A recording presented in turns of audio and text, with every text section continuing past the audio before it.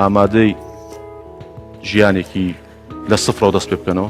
فرۆشە وەرناگرمەوە. ئەمە نمونەیەکە لە بەرهەمی دەستگا ڕاگەیاندنەکانی حیزبە دەسەڵاتدارەکانی کوردستان کە نمایشی دوور لە کللتور و بەها بەرزەکانی کۆمەڵگەی کوردەواری دەکات. بسم الله الرحمن الرحيم رأيت الذي يكذب الدين فذلك الذي يدعو اليتيم ولا يحض. ئەمەش نمونەیەکە لە بەرهەمی ڕاگەاندنی کۆمەڵی دادگەری کوردستان کە هەموو پەیامەکانی باڕاستی پاراستنی شیرازەی خێزان و پەیام و بەها بەرزەکانە. لە پاش ساڵانی 2007ەوە بە ناوی کرانەوە و کۆکردنەوەی کللتورە جیاوازەکان لە هەرێمی کوردستان جۆرێک لە میدیا بە پاڵپشتی حزبی دەسەڵاتدار لەدایک بوو کە کار لەسەر هێنانی کللتوری بێگانە و تێکدانی خوڕەوشتی بەرزی کۆمەلگا و کاڵکردنەوەی بەها ئاینەکان لە نێوان تاکەکاندا دەکات. ئەو دەستگا ڕاگەیاندانە هەموو سەرنجێکیان لەسەر گۆرانی بێژ و کچە مۆدێل و سەما و ئەو بابەتانەیە کە بە کۆمەڵگەی کوردەواری نامۆن.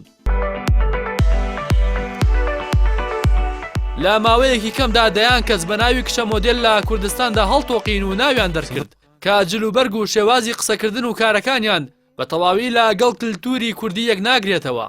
ئەم کەناڵانە ستۆدیۆی بەرنامەکانیان دەکەن بە شوێنی سەما و نمایشی جلی نیمچەڕوت کە کاریگەری خراپ لە سەر تاکی کورد بەگشتی و گەنجان بە تایبەتی جێدەهێڵێت. هاوکار لە نێو بەشی فیلم و درامادا تەنها ئەو فیلم و درامایانە وەردەگێڕن و پەخش دەکەن کە باس لە خیانەتی هاوسەرگیری و تێکەڵی کوڕوکچوو نەبوونی سنوورێک لە نێوان ڕەگەزە جیاوازەکان و کوشتن و بڕینی بێئامانج زۆر جاریش دیمەنی نەشیا و دەخەنە سەر شاشەی تەلەڤیزیۆنەکان بێئاگا لە کاریگەریە خراپ و مەترسیدارەکانی.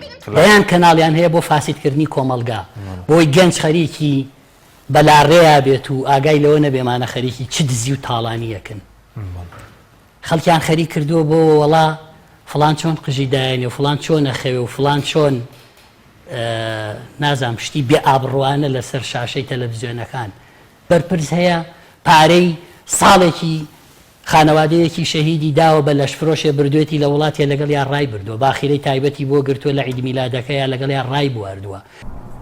لە بەرامبەردا کۆمەڵی دادگەری کوردستان و تۆڕی میدیایی کۆمەڵ بە هەموو دەستگا ڕاگەیاندنەکانیەوە کە خۆی لە دوو کەناڵی ئاسمانی و کەناڵێکی ناوخۆی و دەیان ڕادیۆ دەبینێتەوە پاراستنی شیرازەی خێزان و بە زیندوو هێشتنەوەی بەها بەرزەکانی ئیسلام ئامانجی سەرەکیەتی.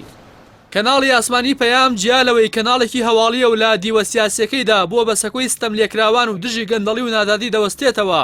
هاوکات لە ڕێگەی دەیان بەرنامە و هەواڵ و راپۆرتەوە کار لەسەر گەیاندنی پەیامی بەرزی ئیسلام و موسڵمانان دەکات لە هەرکوێ کۆڕ و کۆبوونەوەیەک بۆ باڵاپۆشی و قورئان لەبەرکردن و ئاشتی و ئاشتەوایی خێزان و پێشبڕکێی بەسوود و ئاهەنگ و مەراسیمی پەیامدار هەبێت.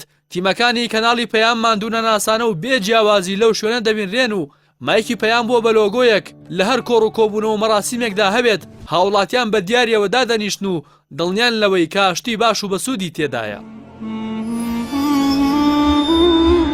هەروەها کۆمەڵی دادگەری کوردستان خاوەنی کەناڵی ئاسمانی بانگەوازە کە تایبەتە بە بانگەواز و پەروەردە و بووە بە مینبەرێک بۆ هەموو مامۆستا و زانا و ڕۆشنبیر و نووسەر و کەسایەتیانەی کە خاوەن پەیامن. هەروەها ئەو مامۆستا ئاینیانەی کە بەهۆی ئەوەی زیانی بۆ پەزەکانیان هەیە دەسەڵات لە مینبەر دووری خستوونەتەوە.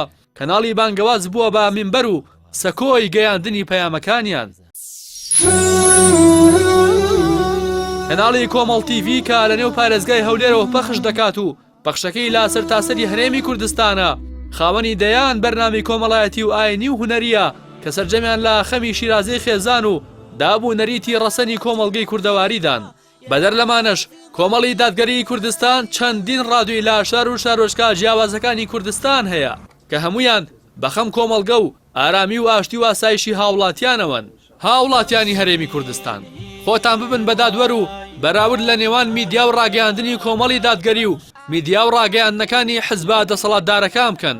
خۆتان ببینن کە کەناڵی پەیام چۆن کار لەسەر پاراستنی بەها بەرزەکانی کۆمەلگا و کللتوری ڕەسەنی کوردەواری و دیوی ڕاستەقینەی ئەم میلەتە دەکات. تەماشاش بکەن کە ئەو کەناڵانەی کە لەسەر بودجە و موچە و قوتی ئێوەی بەشمەینەت پاڵپشتی دەکرێن چۆن هەموو کاریان بووە بە ساختەکردنی ئەخلاق و ڕەوشی بەرزی کورد و هێنانی دیمەنی نەشیا و فیلم و درامای بێپەیام کە بە هەزاران ئەڵلقەکار لەسەر تێکدانی دەرونی هاوڵاتیان بەگشتی و گەنجان بە تایبەتی دەکات.